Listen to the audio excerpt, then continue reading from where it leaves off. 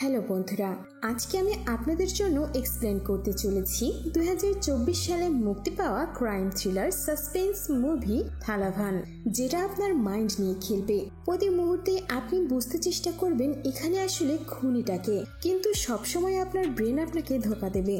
পুরো সিনেমাটি যদি আপনি মনোযোগ দিয়ে দেখেন তাহলে সেটা অবশ্যই বেশ কয়েকদিন আপনার মনে গেঁথে থাকবে। সিনেমার প্রতিটি পরতে পরতে আপনি পাবেন সাসপেন্স, আর এই সিনেমাটা আপনার একবার হলেও দেখা উচিত। বেশি স্পয়লার দিয়ে সিনেমার মজাটা আর নষ্ট করতে চায় না, তাহলে চলুন এবার শুরু থেকে শুরু করা যাক। সিনেমার শুরুতেই আমাদেরকে নিউজ টেলিকাস্ট করানো হয়, এমন একটি রুম দেখানো হয়। আর এখানে আমরা বুঝতে পারি যে এই নিউজ চ্যানেলটি কোনো মিস্ট্রি কেসের উপরই তাদের নিউজ টেলিকাস্ট করে। নিউজটি হতে পারে এমন যেটি এখনো সলভ হয়নি, বা এই কেসে এমন কোনো বিষয় আছে যেটা দর্শকদেরকে চমকে দেবে, যার জন্য দর্শকদের এটা অবশ্যই দেখা উচিত। তাই এনারা রিটায়ার্ড পুলিশ অফিসারদের ডাকে ইন্টারভিউয়ের জন্য, আর সেই পুলিশ অফিসারদের জীবনের সবচাইতে মিস্টিরিয়াস কেসগুলোরই গল্প তারা শোনেন, যেটাতে টিআরপিও বেশি আসে আর মানুষগুলো খুব কিউরিওসিটি নিয়ে দেখে। আর এই ব্যক্তিকে দেখতে পাচ্ছেন, তিনি হলেন ডিওয়াইএসপি উদয় ভানু। সেই রিপোর্টার এসে বলে, স্যার আপনি আপনার জীবনের পুরনো কেস সম্বন্ধে কিছু বলুন। উদয় ভানু এখানে বুঝতে পারে না যে রিপোর্টারটি কোন কেসের কথা বলছে। তখন মেয়েটি বলে, স্যার আপনি চ্যাপারানকোটার সেই কেসটি সম্পর্কে আমাদের বলুন। এই কেসের কথা শুনে উদয় ভানু সাফ মানা করে দেয় যে সে এই কেসের ব্যাপারে কিছুই বলতে পারবে না। মেয়েটি তখন বলে, এই কেসের জন্য তো আপনার রেপুটেশন অনেক খারাপ হয়েছিল, আপনি যদি স্টোরিটা বলেন মানুষ সত্য জানতে পারবে, আর আপনার রেপুটেশনও ভালো হওয়ার সুযোগ রয়েছে, আর এদিকে আমাদের টিআরপিও বেড়ে যাবে। উদয় ভানু শেষমেশ বলতে রাজি হয়, কিন্তু সে সঙ্গে কিছু শর্ত জুড়ে দেয় আর বলে, আমি যদি আবেগের বশে কোনো কিছু বলে দেই সেটা কাট করে দিতে হবে, আর আমার বলা প্রতিটি লাইন লাইভে যাওয়ার আগে আমাকে পুনরায় দেখাতে হবে। উদয় ভানুর সব শর্তই তারা মেনে নেয়, আর এরপরেই তারা এপিসোড শুরু করে দেয়। আর উদয় ভানু সেই চ্যাপারানকোটার কেসটি সম্পর্কে বলতে শুরু করে। আর এরপরে সিন ফ্ল্যাশব্যাকে চলে যায়। 2019 সালে আমরা চ্যাপারানকোটা পুলিশ স্টেশনকে দেখতে পাই। এখানে আমাদের কার্তিক নামের একটি পুলিশ অফিসারকে দেখানো হয়, যার এখানে নতুন ট্রান্সফার হয়েছে। এর আগেও তার 5 বার ট্রান্সফার হয়েছে, সে একজন এসআই। আর এরপরেই আমাদের জয়শঙ্করকে দেখানো হয়, যে কিনা এই পুলিশ স্টেশনের সিআই। সবাই তার কাছে গিয়ে রিপোর্ট করে, এমনকি কার্তিককেও করতে হয়। পুলিশ স্টেশনে এসে জয়শঙ্কর কার্তিকের ফাইল দেখে, আর এটা দেখে তো সে বেশ রেগে যায় আর কার্তিককে বলে, তুমি তো দেখছি কোনো জায়গাতে স্থির থাকো না, এতবার কেন ট্রান্সফার হয়েছে? কার্তিক তখন বলে, স্যার আমার কোনো দুর্নীতির জন্য ট্রান্সফার হয়নি স্যার, আমি আমার সিনিয়রদের কোনো অর্থহীন কথা মানি না, আবার কোনো দুর্নীতি দেখলে সহ্যও করতে পারি না, আর আমি যখন প্রতিবাদ করি সেগুলো আমার সিনিয়রদের পছন্দ হয় না। আর এখান থেকেই শুরু হয় জয়শঙ্কর আর কার্তিকের মধ্যে কিছুটা মনোমালিন্য। কার্তিক বাইরে বের হয়ে আসলে তখন সেখানে থাকে একটি পুলিশ অফিসার বলে, স্যার আসলে আমাদের সিআই স্যারের না মেজাজটা একটু গরম, কিন্তু আপনি যদি তার সঙ্গে ভালোভাবে কথা বলেন মিশেন, তাহলে সেও আপনার সঙ্গে অনেক ভালো ব্যবহার করবে। সেই ইন্সপেক্টরটি তখন কার্তিককে একটি কাহিনী শোনায়, আর সিন চলে যায় ফ্ল্যাশব্যাকে। 2 বছর আগের ঘটনা এটা। আমাদের এই স্টেশনে রঘু নামের একটা কনস্টেবল ছিল, যে কিনা একটি ফিল্ম অ্যাক্টরকে খুব বিরক্ত করত। আসলে পুলিশগুলো গিয়েছিল একবার তার স্বামীর বিরুদ্ধে অভিযোগ নিতে, কিন্তু রঘুর কুনজর পড়ে ওই অভিনেত্রীর ওপর। তার স্বামী যেহেতু বাড়িতে ছিল না, তাই তার সুযোগ নিয়ে রঘু চলে যায় অভিনেত্রীর বাড়িতে, আর সে অভিনেত্রীর সঙ্গে একটা রাত কাটানোর জন্য তাকে জোর জবরদস্তি করতে থাকে।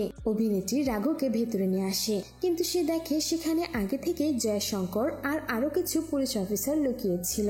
জয়শঙ্কর তখন রাঘুর উপরে অনেক ক্ষেপে যায় আর বলে, বউ বাচ্চা থাকা সত্ত্বেও তুই এসব করে বেড়াস, আর তাকে টানতে টানতে স্টেশনে নিয়ে আসে। আর এইসব কথা জানাজানি হওয়ার পর জয়শঙ্কর রঘুকে 6 মাসের জন্য সাসপেন্ড করে দেয়। আর এইটা নিয়েই রঘু জয়শঙ্করের উপর অনেক ক্ষেপে থাকে। আর 6 মাস পর যখন রঘু আবারও জয়েন করেছিল, তখন সে জয়শঙ্করের পুরোটাই বিপরীত দিকে ছিল। আর সিন আবারও বর্তমানে আসলে ওই ইন্সপেক্টরটি বলে, আপনি বলুন তো স্যার, জয়শঙ্কর স্যারের কোনো দোষ ছিল? সে তো তার ডিউটি পালন করছিল। কার্তিক তখন বলে, স্যার একদম আমার মতোই, আমিও যেমন কোনো অন্যায় সহ্য করতে পারি না, স্যারও ঠিক তেমন তাই। এরপর আবারও সিন ফ্ল্যাশব্যাকে গেলে আমরা দেখতে পাই জয়শঙ্কর তার বউকে নামিয়ে দিয়ে পুলিশ স্টেশনে যায়। কিন্তু এদিকে জয়শঙ্করের বউ অফিসের ভেতরে ঢুকতেই কে জানি তার উপরে হামলা করে, আর সে এতটাই গুরুতর আহত হয়ে গিয়েছিল যে তাকে হাসপাতালে ভর্তি করানো হয়। হাসপাতালের সিন দেখানো হলে আমরা দেখতে পাই সেখানে ডিওয়াইজি এসে বলছে যোশী নামের ওই লোকটি তোমার বউয়ের উপর আক্রমণ করেছে, কিন্তু সে স্টেটমেন্ট দিয়েছে সে ভুলবশত তোমার বউয়ের উপর আক্রমণ করেছে, সে সুনিতা নয়, অন্য কাউকে আক্রমণ করতে এসেছিল। আর এদিকে আমরা দেখি সুনিতার এতটাই আহত হয়েছিল যে তার হাঁটা চলা থেকে শুরু করে সুস্থ হতে 2 বছর সময় লেগে যায়। আর কার্তিকের কাছে অন্য আরেকটি অফিসার এসে বলে সেলে একজন মনু নামের কয়েদি আটক আছে, সে নাকি আপনার সাথেই পড়তো, আপনার সঙ্গে কথা বলতে চাইছে। কার্তিকও তখন মনুর সঙ্গে দেখা করতে যায়। কার্তিক মনুকে জিজ্ঞেস করে তুই কিভাবে জেলে আসলি, আর মনু তখন তার জেলে আসার গল্পটা কার্তিককে খুলে বলে আমি শহরে অনেকদিন থেকে কেবল ব্যবসা শুরু করি, কিন্তু সেখানে অন্য জায়গা থেকে আরো একজন লোক আসে কেবল ব্যবসা করতে, কিন্তু ওই কেবল ব্যবসায়ী বিনায়কের ব্যবসা ঠিক মতো চলতো না, কারণ এই শহরের মানুষ তো সবাই আমাকে চেনে, তাই সে মনে করতে থাকে আমার জন্যই হয়তোবা তার ক্ষতি হচ্ছে, যার জন্য সে প্রতি রাতে গিয়ে আমার কেবলের তারগুলো কেটে দিত। আমি তাকে অনেক নিষেধ করি, আর এরই মধ্যে কথা কাটাকাটি শুরু হয়ে গেলে সে আমাকে পাথর তোলে আক্রমণ করতে আসে, আর আমি নিজেকে বাঁচানোর জন্য তাকে ধাক্কা মারি, আর সে একটি কাঁচের গ্লাসের উপরে গিয়ে পড়ে, সে আহত হয়ে যায়, আর আমাকে অ্যাটেম্পট টু মার্ডার কেসে অ্যারেস্ট করা হয়। কিন্তু বিশ্বাস করুন আমি ইচ্ছে করে কিছুই করিনি। সে আরো বলে 2 দিন পর তার বিয়ে, আর এই কথা যদি মেয়ের বাবা জানতে পারে তাদের বিয়েটাও ভেঙে যাবে, তাই সে বলে তাকে ছেড়ে দিতে, দরকার পড়লে সে বিয়ের 2 দিন পরে সে আবারও স্যারেন্ডার করে দেবে। কার্তিকও তখন তার কথা বিশ্বাস করে তাকে ছেড়ে দেয়। আর এরপর আমরা রামিয়া নামের একটি মেয়েকে দেখি যে কিনা তার ছোট্ট মেয়েকে প্রতিবেশীর কাছে রেখে পুলিশ স্টেশনে আসছিল। আর সিন কাট হয়ে পুলিশ স্টেশনে আসলে আমরা দেখি জয়শঙ্কর এসে মনুর স্টেটমেন্ট আবারও নিতে বলে যাতে সেই স্টেটমেন্ট চেঞ্জ করতে না পারে, কিন্তু অন্য আরেকটি পুলিশ অফিসার জয়শঙ্করকে বলে কার্তিক স্যার তো আগেই তাকে ছেড়ে দিয়েছে। আর এই কথা শুনেই রেগে গিয়ে জয়শঙ্কর কার্তিকের কাছে এসে বলে তোমার সাহস কি করে হলো আমাকে না বলে ওকে ছেড়ে দেওয়ার, নিজেকে কি মনে করেছো?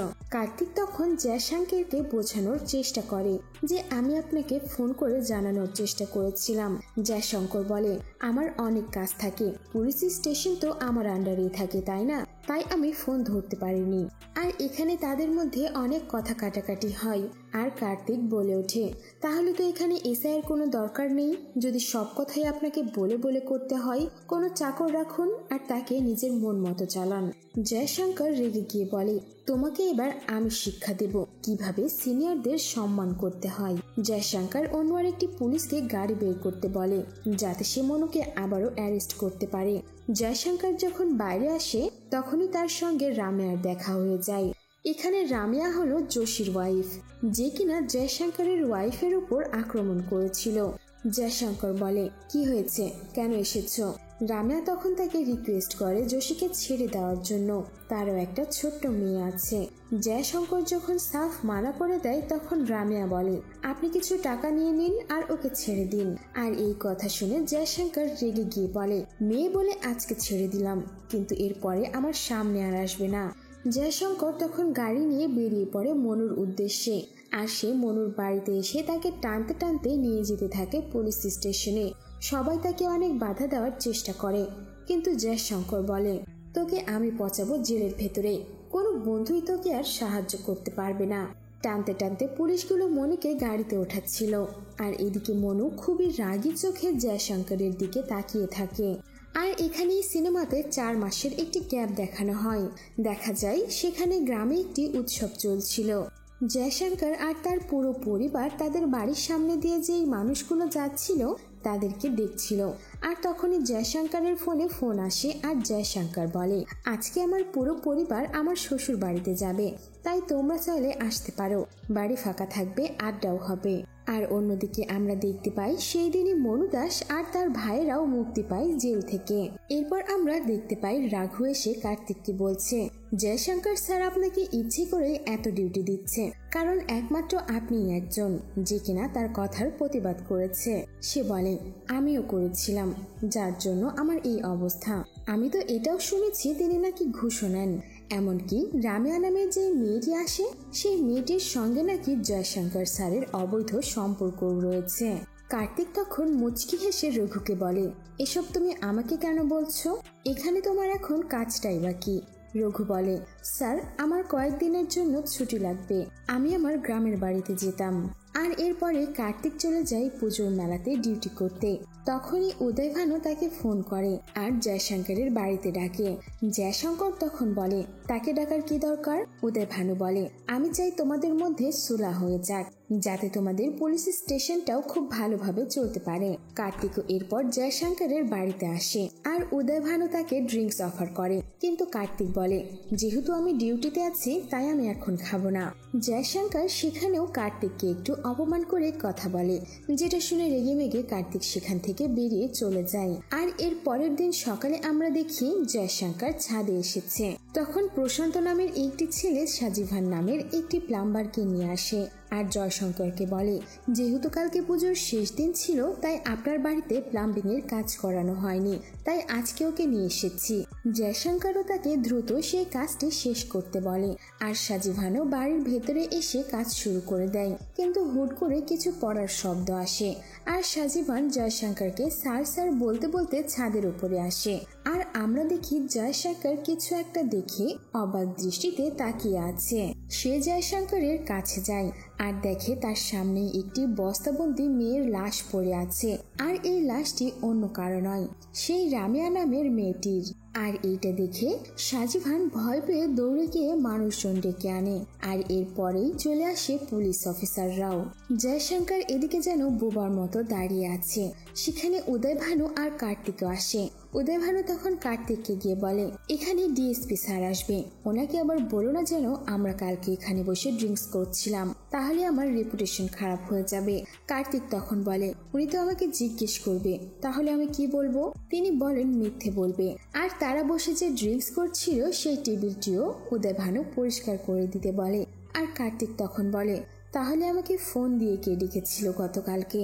আর এরপর আমরা দেখতে পাই এসপি স্যার আসে আর জয়শঙ্করকে বলে, তোমার বউয়ের সামনে জিজ্ঞাসাবাদ করলে তোমার সমস্যা নেই তো? জয়শঙ্কর বলে, কোনো সমস্যা নেই। তিনি জয়শঙ্করকে প্রশ্ন করেন, তুমি রামিয়াকে কিভাবে চেনো?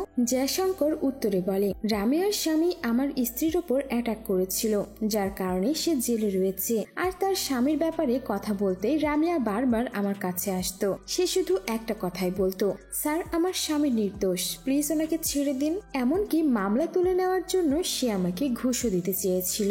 জয়শঙ্করকে তখন এসপি জিজ্ঞেস করে, এই কয়দিনের মধ্যে কি তোমার সঙ্গে রামিয়ার কখনো দেখা হয়েছে? জয়শঙ্কর বলে, হ্যাঁ গতকালকেই সকালে দেখা হয়েছে। আর এরপর সিন ফ্ল্যাশব্যাকে গেলে আমরা দেখতে পাই রামিয়া আবারও জয়শঙ্করের বাড়িতে এসেছে আর সে তার স্বামীকে ছাড়ার জন্য জয়শঙ্করকে অনেক অনুরোধ করে। এমনকি সে তার সাথে টাকার বান্ডিলও নিয়ে এসেছিল, কারণ উকিল বলেছিল যে টাকা দিলেই নাকি সব কাজ হয়ে যাবে। কিন্তু জয়শঙ্কর তখন তাকে আবারও অপমান করে বাড়ি থেকে তাড়িয়ে দেয়। এইসব কথা শোনার পর এসপি আশেপাশে থাকা মানুষদের জিজ্ঞাসাবাদ করে, কেউ কি জয়শঙ্করের বাসায় রামিয়াকে আসতে দেখেছিল কিনা? সেখানে থাকা প্রশান্ত তখন বলে, হ্যাঁ স্যার আমি দেখেছিলাম। আমি যখন বাইরে যাচ্ছিলাম তখন আমি রামিয়াকে দেখেছিলাম এখানে আসতে, আর তার সঙ্গে একটা বাচ্চা মেয়েও ছিল। সে এটাও বলে রামিয়া নাকি 4টার দিকে এখানে এসেছিল, কিন্তু জয়শঙ্করের বলা টাইমের সাথে এটা একদমই মেলে না, যার জন্য তার উপর সন্দেহটা আবারও বেড়ে যায়। আর এরপরে শুরু হয়ে যায় কোর্টের লড়াই। সেখানে জয়শঙ্করের সঙ্গে নাকি রামিয়ার অবৈধ সম্পর্ক আছে এমনটাও বলা হয়। আর সব তথ্য প্রমাণ চলে যায় জয়শঙ্করের বিরুদ্ধে, যার জন্যই তাকে 15 দিনের রিমান্ডে নেওয়া হয়। সিন কাট হলে আমরা দেখতে পাই জয়শঙ্করকে যখন জেলে নিয়ে যাওয়া হচ্ছিল, রামিয়ার বাবা এসে জয়শঙ্করকে অনেক গালমন্দ করে। আর এরপর সিন কাট হলে আমরা দেখি কার্তিকের মা তার ভাইয়ের সঙ্গে দেখা করতে এসেছে। কার্তিকের মামা কার্তিককে আলাদাভাবে ডেকে বলে, আমরা শীর্ষ একটা দল, আমাদের রেপুটেশন নষ্ট হচ্ছে, তাই তুমি উদয়ভানুর জায়গায় এই জয়শঙ্করের কেসটি হ্যান্ডেল করবে। কার্তিক প্রথমে একটু আমতা আমতা করলেও সে রাজি হয়ে যায়। আসলে কার্তিকের মামা একটা পলিটিশিয়ান নেতা ছিল। কার্তিকের মামা এখানে আরো বলে, আমি জানি উদয়ভানু জয়শঙ্করের বন্ধু, তাই সে জয়শঙ্করকে বাঁচানোর চেষ্টা করবে, কিন্তু তিনি চান সত্যটা বেরিয়ে আসুক, যার জন্যই তিনি কার্তিককে এটা ইনভেস্টিগেশন করার দায়িত্ব দিচ্ছেন। আর এর পরের দিন সকালে স্টেশনের দৃশ্য দেখানো হলে আমরা দেখি কার্তিক গিয়ে জয়শঙ্করের ফাইলটা চাই উদয় ভানুর কাছে। তখন উদয় ভানু বলে, কি মামা পলিটিশিয়ান নাকি? সরকার যাবে আর আসবে, কিন্তু আমাদের তো এই স্টেশনে থাকতে হবে। এসব কিছু শোনার পরেও কার্তিক খুবই নরম কণ্ঠে উদয় ভানুর কাছ থেকে জয়শঙ্করের ফাইলটা চেয়ে নেয়। আর ইনভেস্টিগেশন করার জন্য কার্তিক রামিয়ার সেই প্রতিবেশীর কাছে গিয়ে জিজ্ঞাসাবাদ করে। কার্তিক ওই মহিলাকে জিজ্ঞেস করে, জয়শঙ্কর স্যার বাদে আপনি কি কোনোদিন কোনো পুলিশ অফিসারকে রামিয়ার সঙ্গে দেখেছেন? মহিলাটি বলে, হ্যাঁ দেখেছি, কিন্তু আমার তাদের চেহারা মনে নেই। এখানে ওই মহিলাটি এটাও বলে রামিয়ার হাজবেন্ড যোশী নাকি তাকে একদমই পছন্দ করতো না। আর এরপর আমরা দেখতে পাই জয়শঙ্কর জেলের ভিতরে রয়েছে। সে যখন হাত মুখ ধোয়ার জন্য বাইরে আসে, আর তখনই একটি ছেলে পেছন থেকে গিয়ে তাকে আঘাত করে, কিন্তু জয়শঙ্কর পেছনে তাকিয়ে দেখে ছোট, তাই কিছু বলে না। কিন্তু জেলে থাকা বাকি কয়েদিরা জয়শঙ্করের ওপর হামলা করতে এগিয়ে আসে। কয়েদিগুলি জয়শঙ্করকে বলে, একজন মহিলার সঙ্গে অবৈধ সম্পর্ক করে তাকে খুন করে পৌরুষত্ব দেখাতে এসেছিস, তোকে আজ উচিত শিক্ষা দিব। এই বলে তারা এক এক করে জয়শঙ্করকে মারতে তেড়ে আসে, কিন্তু জয়শঙ্কর বলে, তোমরা যা করবে ভেবে চিন্তে করবে, নইলে পরে পস্তাতে হবে। এখানে তাদের সঙ্গে অনেকক্ষণ জয়শঙ্করের ফাইট হয়, আর হুট করে কে যেন পেছন থেকে এসে তাকে ছুরি মেরে বসে। আর এই লোকটি অন্য কেউ নয়, রামিয়ার স্বামী যোশী ছিল। যোশী চিৎকার করে বলে, তুই আমার বউকে মেরেছিস, আবার আমার বাচ্চাকেও লুকিয়ে রেখেছিস। কোথায় আমার মেয়ে, জলদি বল। কিন্তু ততক্ষণে সেখানে ওয়ার্ডেন চলে আসে, আর তারা কয়েদিদের সেখান থেকে তাড়িয়ে দেয়, আর জয়শঙ্করকে নিয়ে হাসপাতালে চলে আসে। আর এদিকে কার্তিক আসে যোশীর কাছে জিজ্ঞাসাবাদ করতে। কার্তিক বলে, তোমার কেন এটা মনে হয় যে জয়শঙ্কর স্যারই তোমার বউকে মেরেছে? কার্তিক তখন বলে, আমি জানি ওই মেরেছে, কারণ সেদিন রামিয়া আমাকে ফোন করে বলেছিল যে জয়শঙ্কর স্যার তাকে দেখা করার জন্য ডেকেছে। রামিয়া এটাও বলে, আমি সকালেও গিয়েছিলাম দেখা করার জন্য, তখন তিনি রেগে গিয়েছিলেন, কিন্তু এখন একটা অটো পাঠিয়ে দিয়েছেন আর আমি সেখানেই যাচ্ছি। আর তিনি সেখানে কিছু টাকার কথাও বলেছেন। আর রামিয়া এখানে অটো ড্রাইভারের নাম বলে সিন্টো। আর এই নামটা শুনে কার্তিক একটু চমকে যায়। যোশী তখন বলে, আমি এই সব ডিটেলস উদয় ভানু স্যারকেও দিয়েছিলাম। এবার সিন চলে আসে হাসপাতালে। আমরা দেখতে পাই ডাক্তার জয়শঙ্করকে বলছে, কয়েকদিন রেস্ট করলেই তুমি ঠিক হয়ে যাবে। আর এদিকে জয়শঙ্কর উদয় ভানুকে বলে, এটাই আমার কাছে শেষ সুযোগ, তুমি কোর্টে গিয়ে বলো আমি গুরুতর আহত হয়েছি, তাই আমাকে যেন কিছুদিনের জামিন দেওয়া হয় আরাম করার জন্য। আর এই কয়টা দিনের মধ্যেই আমি আমার এই কেসের মূল আসামিকে ধরে ফেলবো আর সলভ করে ফেলবো এই কেসটি। জয়শঙ্করের কথা মতো উদয় ভানুও তখন কোর্টের কাছে গিয়ে এই আবেদনটি করে, আর তারা 15 দিনের জন্য জয়শঙ্করের জামিন মঞ্জুর করে। আর এদিকে আমরা দেখতে পাই জয়শঙ্করের বাড়িতে কেউ একজন লুকিয়ে ঢুকছে, আর তার বাড়ির ভেতরে উকিঝুঁকি মারছে। আর এইটাই দেখতে পাই এলাকাবাসী। তখন তারা তাকে ধরে কার্তিকের কাছে নিয়ে চলে আসে। কার্তিক আসলে ওই লোকটি বলে, এরা আমাকে খুব মেরেছে, আমি এদের বিরুদ্ধে কেস করতে চাই। কার্তিক বলে, তুমি কেন ওখানে গিয়েছিলে? লোকটি বলে, আমি একজন লেখক, আর সত্য ঘটনার উপর গল্প লেখাই আমার কাজ, যার জন্যই আমি সেখানে গিয়েছিলাম। কার্তিক এখানে লোকটিকে কিছু না বলে ছেড়ে দেয়। আর সিন চলে আসে জয়শঙ্করের বাড়িতে। সেখানে আমরা দেখি রাতের অন্ধকারে একটি লোক দেওয়াল টপকে বাড়ির ভেতরে ঢুকেছে, আর সেখানে রাখা বাইকের উপরে তেল ঢেলে আগুন লাগিয়ে দিয়ে পালিয়ে চলে যায়। কার্তিককে তখন ফোন করে এই খবর দেওয়া হয়, আর সেই রাতেই সেখানে ইনভেস্টিগেশন টিম পৌঁছে যায়। কার্তিক চারিদিকে লক্ষ্য করতে করতে দেখে দরজার সাথে ঝোলানো ছিল একটি ওয়েডিং কার্ড। ওয়েডিং কার্ডটি যখন কার্তিক পেছনের দিকে ঘোরায়, সেখানে একটি ছোট্ট বাচ্চার ছবি আঁকা ছিল, আর গলায় রশি দিয়ে ফাঁস দেওয়া ছিল। আর এই বিয়ের কার্ডটি অন্য কারো নয়, সেই মনু দাসের ছিল, যার কারণে সবাই তাকেই সন্দেহ করতে শুরু করে। কারণ জয়শঙ্করের জন্যই তার বিয়ে ভেঙে গিয়েছিল, সেজন্যই হয়তো প্রতিশোধ নেওয়ার জন্য সে এই সব কিছু করছে।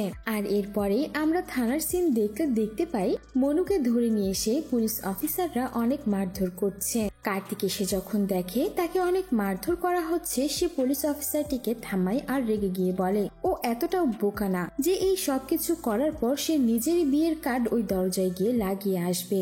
কার্তিক তখন জিজ্ঞেস করে কার আদেশে সে মনুকে নিয়ে সে মারধর করছে। স্যার উদয় ভানু তাকে এসব করতে বলেছে। কার্তিক তখন রেগে গিয়ে বলে, তোমরা এখন জানো না এই কেসের ইনচার্জ আমি যা বলবো তাই হবে, আমাকে না জানিয়ে এরপর থেকে কোনো কাজ করবে না। কার্তিক মনু দাসকে জিজ্ঞেস করে কোনো সন্দেহ আছে কিনা। কার্তিক বরাবরের মতো সে বিনায়কের নামটাই নেয়। এরপর কার্তিক চলে যায় সেই বিনায়ক যেখানে থাকে সেখানে। সে গিয়ে দেখে বিনায়ক সেখানে নেই। কার্তিক হোটেল মালিকের কাছ থেকে বিনায়কের অ্যাড্রেস নিয়ে নেয়। আর তখন হারিশ বলে, স্যার ওখানে আমার একজন বন্ধু রয়েছে যে কিনা স্পেশাল স্কোয়াডে কাজ করে, তাকে বললে সে খুঁজে দিতে পারবে। এরপর সিন রাতে চলে আসে। কার্তিক ঘুমাচ্ছিল আর তখনই হারিশ তাকে ফোন করে বলে, স্যার আমার বন্ধু বিনায়কের অ্যাড্রেস পাঠিয়েছে। আর এর পরের দিন সকালে তারা বিনায়কের সঙ্গে দেখা করতে চলে যায়। বিনায়কের সঙ্গে দেখা করতে গেলে কার্তিক দেখতে পায় সে অ্যাক্সিডেন্ট করে হাসপাতালে ভর্তি রয়েছে গত 1 সপ্তাহ থেকে। বিনায়ক তখন কার্তিককে বলে, আপনারা মানুকে যেমনটা সহজ সরল মনে করছেন সে আসলে সহজ সরল নয়, আর আমার কথা বিশ্বাস না হলে আপনারা খোঁজ নিয়ে দেখতে পারেন। এই সব কথা শোনার পর কার্তিক তখন মানুকে ফোন দেয় আর ফোনটা ধরে মানুর মা। আর তিনি খুব রেগে গিয়ে কার্তিককে বলে, কেন ফোন করেছেন আপনারা? আমার ছেলেকে একটু রেহাই দিন। আপনাদের এই সবকিছু সহ্য করতে না পেরে বেচারা আমার ছেলে বাসা ছেড়েই পালিয়ে গেছে, কোথায় আছে কেউ জানি না আমরা। কার্তিক যখন চলেই আসছিল তখনই সেখানে থাকা একটি পুলিশ ইন্সপেক্টর বলে, স্যার আপনি কি জয়শঙ্কর স্যারের কেসটা ইনভেস্টিগেশন করছেন? কার্তিক বলে, হ্যাঁ করছি। তখন ওই পুলিশটি বলে, জয়শঙ্কর স্যার যখন এই পাটাদি পুলিশ স্টেশনে ছিল তখন কয়েকটা ছেলে মিলে তার উপর হামলা করেছিল। যে অ্যাটাক করেছিল তার নাম ছিল সিন্টো। এই নামটা শুনে কার্তিক কিছুটা অবাক হয়, কারণ যেই অটো রামিয়াকে নিয়ে গিয়েছিল সেই অটো ড্রাইভারের নামও ছিল সিন্টো। কার্তিক তখন পুলিশ স্টেশনে আসে আর সিন্টোর রেকর্ড দেখতে চায়। তারা সিন্টোর ছবিও পেয়ে যায় আর সিন্টো সম্পর্কে বেশ কিছু তথ্যও জেনে নেয়। এই কেসটাতে একটি ছেলে আর মেয়েও ইনভলভ ছিল আর বেশ কয়েকটা ছেলে, কিন্তু সেই কেসে মেয়ে আর ওই ছেলেটার নাম নেই, কারণ ওই ছেলে অনিল শ্রীবাদাস শ্রীনিবাসনের ছেলে। কার্তিকও তখন শ্রীনিবাসের বাড়িতে পৌঁছে যায় আর সিন্টোর ছবি দেখিয়ে বলে যে সে কে চেনে কিনা। শ্রীনিবাসন তখন বলে, চিনব না কেন, এর জন্যই তো আমার ছেলেকে জেলে যেতে হয়েছিল। কার্তিক তখন তার ছেলের কথা জিজ্ঞেস করলে শ্রীনিবাস বলে তার ছেলে এখন আয়ারল্যান্ডে রয়েছে আর সেখানেই সেটেল হয়ে গেছে। কার্তিক তখন তার কাছে সেই অতীতের ঘটনাটি জানতে চায় আর শ্রীনিবাস তখন সব ঘটনা খুলে বলে। সিন্টো আর তার গ্যাং, সেই সঙ্গে একটি মেয়ে ও আমার ছেলেও ছিল। এখানে বর্ষার সময় একটি মেলা হয় আর একটা ঝর্ণা রয়েছে, যে ঝর্ণাটি দেখতে অনেকেই আসে। আর যেহেতু সেখানে অনেক মানুষ আছে তাই পাহারা দেওয়ার জন্য 2টো পুলিশও থাকতো। সিন্টো আর তার গ্যাংও সেই দিন সেই ঝর্ণাটি দেখতে গিয়েছিল, কিন্তু ওই পুলিশ অফিসারদের মধ্যে একজন কমেন্ট করে বসে ওই মেয়েটিকে যে এতগুলো ছেলের মধ্যে একা এই মেয়ে কি করে বা পারে। আর এরপর সিন্টো আর তার দলের লোকেরা পুলিশটিকে বেঁধে জঙ্গলের ভেতরে মারধর করছিল। তখনই সেই রাস্তা দিয়ে যাচ্ছিল জয়শঙ্কর। জয়শঙ্কর যাওয়ার সময় ডিপার্টমেন্টের একটি বাইক দেখতে পায় আর জঙ্গলের ভেতরে গেলেই সে দেখতে পায় সিন্টো ওই পুলিশ অফিসারকে হাত পা বেঁধে প্রচুর মারধর করছে। পুলিশকে দেখে সিন্টোর দলের সবাই পালিয়ে গেলেও পালাতে পারে না সিন্টো আর সেই পুলিশ অফিসারটির ছেলে। সিন্টো তখন রেগে গিয়ে একটি রামদা নিয়ে জয়শঙ্করের উপর হামলা করতে থাকে। এরপর জয়শঙ্কর আর বাকি পুলিশ মিলে তাদেরকে ধরে থানায় নিয়ে আসে আর তাদের থানায় নিয়ে এসে অনেক মারধরও করে। জয়শঙ্কর স্যার আমার ছেলেকেও মেরেছিল, কিন্তু আমি যখন অনুরোধ করলাম তাকে তখন তারা দয়া করে আমার ছেলে আর মেয়েটিকে ছেড়ে দেয়। আর ওই ঘটনার পরই আমি আমার ছেলেকে আয়ারল্যান্ডে পড়াশোনার জন্য পাঠিয়ে দিয়েছি আর সে এখন সেখানে জব করে সেটেল হয়ে গেছে। শ্রীনিবাস এটাও বলে। শ্রীনিবাস বলে ওই ঘটনার বেশ কয়েকদিন পরও সে বেশ কয়েকবার সিন্টোকে দেখেছে, সে মদ খেয়ে মাতলামি করত। কার্তিক তখন বলে, বর্তমানে সিন্টো কোথায় থাকে তুমি কি সেটা জানো? শ্রীনিবাস বলে, সেটা তো আমি বলতে পারবো না। আর এরপর সিন কাট হলে আমরা দেখতে পাই জয়শঙ্কর ভেনুকে নিয়ে এই কেসটা ইনভেস্টিগেশন করছে। ভেনু বলে, স্যার বাইরে থেকে তো ছাদের উপরে আসার কোনো রাস্তা নেই, নিশ্চয়ই ভেতর থেকেই ওঠানো হয়েছে ওই লাশটিকে। যেহেতু ওই দিন লাস্ট ফেস্টিভ্যাল ছিল, আপনি খুব ভালো করে মনে করে দেখুন তো কোনো অজানা ব্যক্তি বাইরে থেকে বাড়ির ভেতরে ঢুকেছিল কিনা। আর তখনই জয়শঙ্করের মনে পড়ে সেই প্লাম্বার সাজিভানের কথা, কারণ তার স্ত্রী সেই দিন ওকে চাবি দিয়ে গিয়েছিল বাড়ির। আর জয়শঙ্কর যখন ঘুমিয়েছিল তখন সাজিভান খুব সহজেই এটা করতে পারবে। আর এরপর দেখা যায় জয়শঙ্কর চলে এসেছে সাজিভান যেখানে কাজ করে সেখানে। কিন্তু সাজিভান জয়শঙ্করকে দেখে সেখান থেকে পালিয়ে যেতে থাকে আর তারা দুজনও তার পিছু করে, কিন্তু তাকে ধরতে পারে না। নৌকা নিয়ে সে খুব সহজেই পালিয়ে চলে যায়। আর এরপর সিন কাট হলে আমরা দেখি কেউ কার্তিককে ফোন করে বলছে রাস্তার ধারে মেডিকেল শপের পাশে একটি সিসিটিভি ক্যামেরা থেকে রামিয়াকে নিয়ে যাওয়া সেই অটোর খোঁজ পেয়েছে তারা, যেই অটোর অ্যাড্রেসটাও তারা বের করে নিয়েছে। আর সেই অ্যাড্রেসটা তারা কার্তিককে ফোনে দিয়ে দিয়েছে। কার্তিক যখন সেই বাড়িতে গিয়ে দরজা ধাক্কায় তখন রঘুকে দরজা খুলতে দেখে কার্তিক বেশ অবাক হয়ে যায়। কার্তিক তখন রঘুকে বলে, তুমি না গ্রামে যেতে চেয়েছিলে ছুটি নিয়ে, তাহলে এখানে কি করছো? কার্তিক তখন সেই অটোর নাম্বারটি বলে রঘুকে জিজ্ঞেস করে, এই অটোটা কি তোমার? রঘু বলে, হ্যাঁ আমার। কার্তিক বলে, কোথায় রয়েছে সেই অটো? আর রঘু তখন কার্তিককে অটোর কাছে নিয়ে আসে। কার্তিক তখন মুচকি হেসে বলে, নাটক তো দেখছি ভালোই করতে পারো, আর অটোটাও বেশ দারুণ সাজিয়েছ। রঘু এই সবকিছুর মানে বুঝতে পারে না। চারিদিকে কার্তিক কনস্টেবলদের খুঁজতে লাগিয়ে দেয়। আর তখন রঘু বলে, আপনারা এটা করতে পারেন না, সার্চ ওয়ারেন্ট না থাকলে সার্চ করতে পারবেন না। আর তখন সেখানে রাখা একটি ড্রামের উপরে একই রকমের বস্তা, একটি ছুরি আর রক্তের দাগ দেখতে পাওয়া যায়। কার্তিক তখন মনে করে হয়তোবা রঘু এই সবকিছু করেছে জয়শঙ্করকে ফাঁসানোর জন্য। আর এরপর দেখা যায় কার্তিক সেই রক্তগুলো টেস্ট করার জন্য ল্যাবে পাঠিয়ে দেয়। কিন্তু রঘু বলে তার ভাইয়ের একটি মুরগির দোকান রয়েছে আর এই রক্তগুলো নাকি মুরগিরই। পুলিশরাও রঘুর পুরো বাড়ি তন্ন তন্ন করে খুঁজে কিছুই পায় না। আর এরপরেই আসে সিনেমার আসল টুইস্ট। দেখা যায় একটি গাড়ি আসছে আর সেই গাড়ি থেকেই নেমে আসে রামিয়ার মেয়ে। সে তার মাকে অনেক জোরে চিৎকার করে করে ডাকতে থাকে। আর সিন চলে আসে পরের দিন সকালে। দেখা যায় কার্তিক সহ তার টিমও এসেছে। কার্তিক তখন মেয়েটিকে সিনটোর ছবি দেখিয়ে জিজ্ঞেস করে, আচ্ছা মা, তোমাকে যে আটকে রেখেছিল সে কি এই লোকটাই ছিল? মেয়েটি তখন বলে, হ্যাঁ এই লোকটাই ছিল। ছোট্ট বাচ্চা মেয়েটি কার্তিককে জিজ্ঞেস করে, আচ্ছা স্যার, সত্যি কি আমার মা মারা গেছে? কার্তিক এখানে কিছুই বলতে পারে না। আর তখনই তার কাছে একটি ফোন আসে। অন্য গ্রামের একটি পুলিশ অফিসার কার্তিককে ফোন করে বলে, আমি সিন্টোর ব্যাপারে খোঁজ খবর নিয়েছি।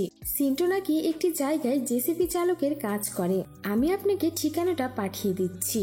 কার্তিকও পৌঁছে যায় সেই ঠিকানায়, কিন্তু সেখানে গিয়ে তার একটি বৃদ্ধ লোককে পায়। ওই লোকটি তখন বলে, সিন্টো তো এখানে কয়েকদিন আগে এসেছিল, এরপর সে আর আসেনি। তবে কিছুদিন আগে সে তার বোনের মেয়েকে এখানে এনেছিল, কিন্তু সে এই ঘরে সবসময় ওই মেয়েটিকে আটকে রাখতো, তাকে বাইরে যেতে দিত না। আর ওই মেয়েটিকে নিয়েই সে সেদিনকে চলে গেছে আর আসেনি। আর এরপর আমরা দেখি ভেনু সাজিভানের বাড়িতে গিয়ে সিন্টোর অভিনয় করে তাকে বাইরে ডাকছে। কিন্তু সাজিভান এটা বুঝতে পেরে পেছনের দরজা দিয়ে যখন পালাতে যায় তখনই জয়শঙ্কর তাকে ধরে ফেলে আর তাকে জিজ্ঞেস করে কেন সে তাদের দেখে পালিয়ে যাচ্ছিল। কিন্তু এখানে জয়শঙ্কর তাকে জিজ্ঞাসাবাদ করে কিছুই পায় না, কারণ সাজিভান শুধুমাত্র ভয় পেয়ে পালাচ্ছিল।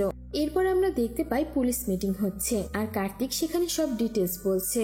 আর এখানে এটাও প্রমাণিত হয় যে রঘুর সেই অটোর নাম্বারটিও নকল করা হয়েছিল আর যেই রক্ত পাওয়া গিয়েছিল সেটাও মুরগিরই ছিল। কিন্তু সেখানে থাকা কিছু পুলিশ অফিসার কার্তিককে বলে কার্তিক নাকি জয়শঙ্করকে বাঁচানোর চেষ্টা করছে।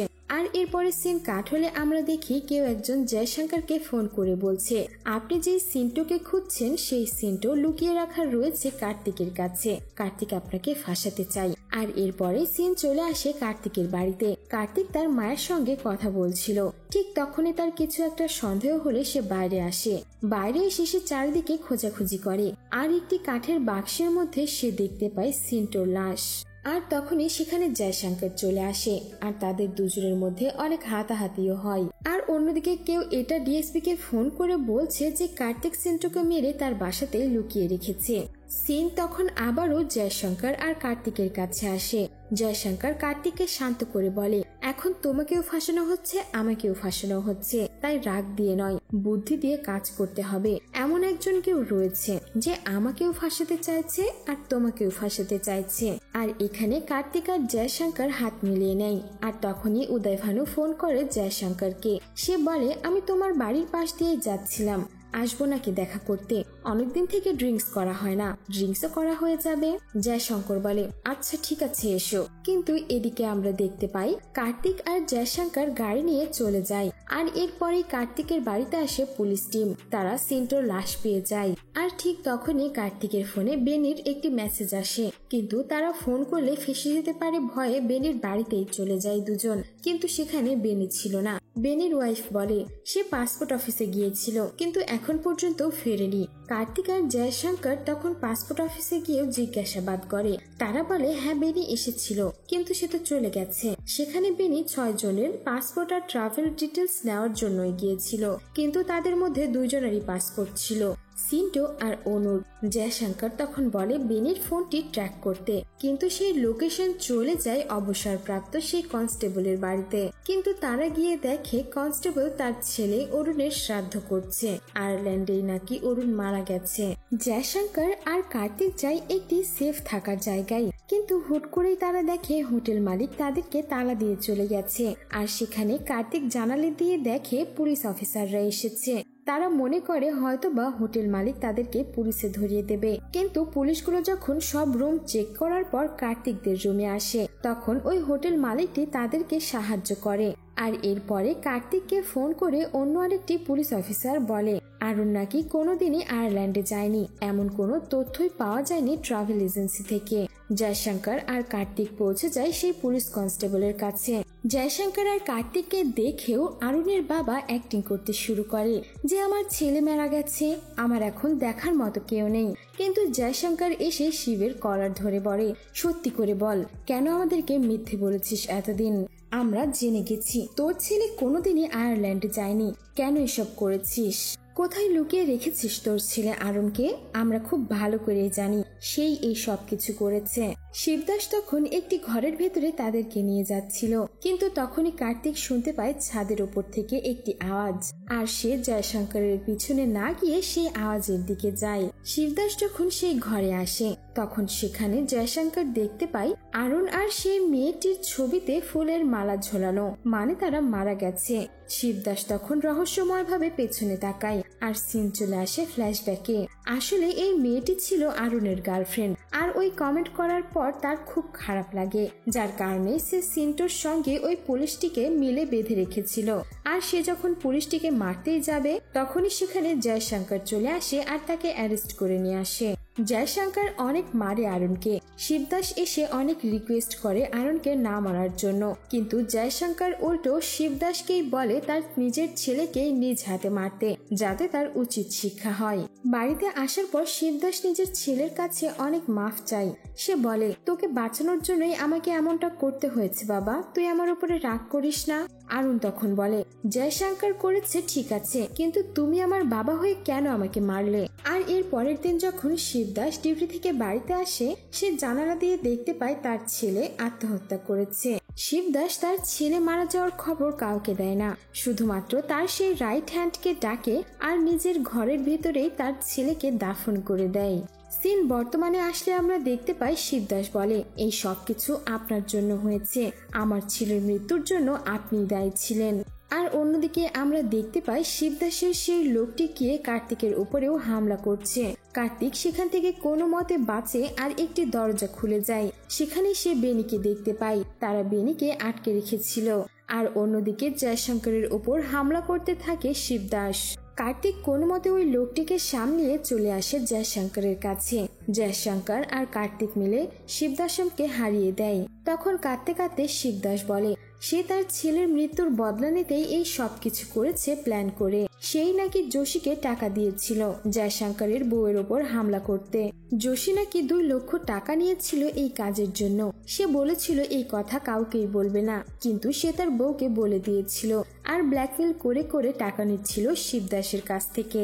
যার কারণে শিবদাস সিন্টুকে পাঠিয়েছিল রামায়াকে তুলে নিয়ে আসার জন্য। সিন্টু জয়শঙ্করের বাড়িতে তো রামিয়াকে নিয়ে আসে, কিন্তু ফোন করার বাহানায় রামিয়ার ফোনটি নেয় সে, নিয়ে রামিয়ার সিম কার্ড জয়শঙ্করের বাড়ির পাশেই ফেলে দিয়ে যায়, যাতে রামিয়ার লোকেশন সেটাই দেখায়। সে এসে রামিয়াকে বলে জয়শঙ্কর স্যার আপনাকে তার অন্য আরেকটি বাড়িতে ডেকেছে। এইটা বলে সে রামিয়াকে সাথে নিয়ে আসে। আর এই বাড়িটি ছিল শিবদাসের। রামিয়াকে তারা ঘরের ভেতরে নিয়ে এসে নির্মম ভাবে হত্যা করে। আর অন্যদিকে ক্রেনের সাহায্যে সিন্টো সেই বস্তাবন্দির লাশটি রেখে দিয়ে আসে জয়শঙ্করের ছাদের ওপর। এর কিছুদিন পর সিন্টো রামি আর মেয়েকে ছেড়ে দিয়ে আসে তার বাড়িতে, আর সে চলে আসে শিবদাসের কাছে। শিবদাসের কাছে এসে সে 2 লক্ষ টাকার ডিমান্ড করে। শিবদাস তখন তাকে বলে ওই মেয়েটি কোথায়। সে বলে সে তাকে বাড়িতে পৌঁছে দিয়েছে।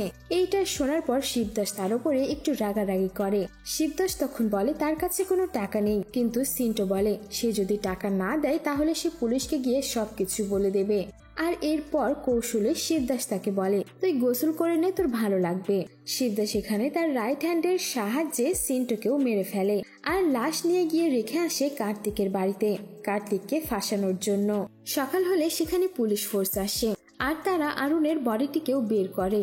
শিবদাস এখানে তার ছেলে আয়ারল্যান্ডে মারা গিয়েছিল এই জন্যই বলেছিল যাতে তার উপরে কেউ কখনো সন্দেহই করতে না পারে, কিন্তু শেষমেশ কার্তিক আর জয়শঙ্কর মিলে এটাও সলভ করে দেয়। কিন্তু এখানেই আসে সিনেমার লাস্ট টুইস্ট। আমরা দেখেছিলাম উদয় ভানু এই কেসের কথা রিপোর্টারদের সঙ্গে শেয়ার করছে। সেই এপিসোডটিও টেলিকাস্ট হয়েছে। উদয় ভানু সেটি বসে দেখছে, কিন্তু ক্যামেরার অ্যাঙ্গেল যখন উদয় ভানুকে দেখায় তখন আমরা দেখি উদয় ভানু সেখানেই মারা গেছে। আর এই কেসটাও কার্তিক আর জয়শঙ্কর মিলেই সলভ করবে। মানে এখানে বোঝাতে চেয়েছে ডাইরেক্টর যে হয়তো বা থালাভান পার্ট 2 আসবে। দেখা যাক সেখানে নতুন কি টুইস্ট রয়েছে।